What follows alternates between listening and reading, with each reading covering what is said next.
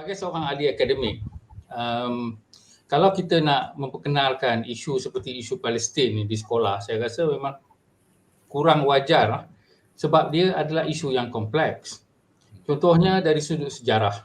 Sejarah itu adalah interpretasi manusia. Memanglah sejarah itu ada beberapa fakta yang berlaku, tetapi interpretasinya adalah satu hal dan niat pula itu adalah satu hal yang lain.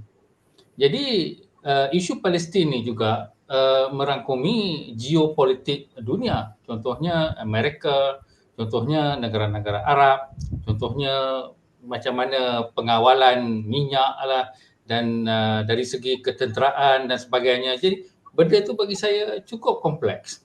Ada yang mengatakan bahawa Palestin dan Israel ini adalah satu pertembungan proksi antara Timur dan Barat. Jadi macam mana kita nak meletakkan isu-isu yang cukup kompleks ni kepada sekolah? Jadi yang herannya universiti awam nampak macam senyap saja.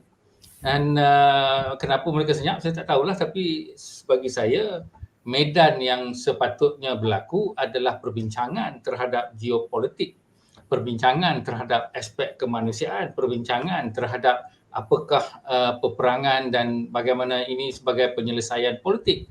Dalam negara kita sendiri pun kita tengok di dalam isu Mei 13. Kalau kita nak tengok isu Mei 13 lalu dimainkan oleh ahli politik yang mengatakan bahawa satu kaum itu salah, yang ini kata kaum itu yang salah, yang ini kata ahli politik ini yang salah. Sebenarnya tak ada siapa yang tahu apa yang sebenarnya berlaku, niat apa dan sebagainya. Kita tak tahu. Jadi yang kita tahu benda tu berlaku dan kita tahu benda tu tak baik. Maka itu kita perlu bergerak ke depan. Bagaimana supaya kita tidak lagi mengadakan perkara sebegitu.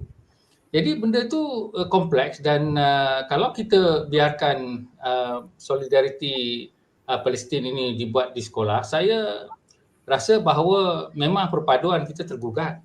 Sebab saya kata isu itu isu kompleks dan tidak kita tak boleh nak kata okeylah ABC dia begini macam lah, sebab di sekolah ni kalau setakat peringkat tingkatan 5 kalau kita belajar sejarah ni, dia dari sudut orang kata apa, tertib dan bukanlah critical thinking, iaitu pemikiran kritis. Jadi mungkin upper six tu, kalau dia nak buat dekat upper six tu, satu perkara yang saya mungkin bersetuju, sebab upper six ni dia dah mula sepatutnya macam universiti.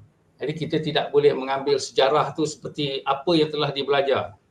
Sejarah tu adalah satu naratif yang telah dibuat untuk sesuatu tujuan politik terutamanya. Jadi di sini kita rasanya saya adalah bahawa kalau nak dibuat pun dekat sekolah, patutnya kepada yang upper six atau lower six tu, dia bukannya kepada yang di bawah daripada SPM dan sebagainya. Sebab memang perkara ini nak ajar macam mana dari sudut macam yang Tian Chua kata, benda ni bukanlah politik Islam lawan bukan Islam dan sebagainya. Itu bagi saya memang susah hendak dilakukan. Saya pujilah kalau kementerian hendak membawa apa yang dikatakan isu selain daripada belajar matematik dan sains dan sebagainya. Saya memang bersetuju.